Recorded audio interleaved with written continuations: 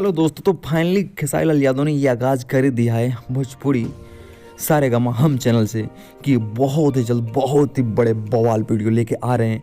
और ये क्या, खेसारी लाल यादव ये इंस्पेक्टर के ड्रेसअप में कोई बहुत ही बड़ा धमाका तो नहीं करने वाले हैं। और इस गाने की म्यूजिक क्या गजब लग रहा है यार, रिपीट करते ही मैं नहीं थक रहा हूँ दोस्तों। मुझे लग रहा है कि ये कोई रिमिक्स सॉन्ग आने वाला है। और एक्ट्रेस की बात की जाए तो नम्रता मल्ला है इसमें, जिसकी आप यहाँ पे शूटिंग के वीडियो देख सकते हैं। और ये एक बहुत ही अच्छी एक्ट्रेस, बहुत ही अच्छी स्टेज परफॉर्मर और बहुत ही अच्छी टैलेंटेड डांसर हैं, जो बहुत सारे लैंग्वेजेस में एल्बम और मूवी में काम ये एक्ट्रेस कर चुकी है। और खेसारी लाल यादव के साथ ये एक बहुत ही बड़ा धमाका करने आ रही है सारेगामा हम चैनल पे।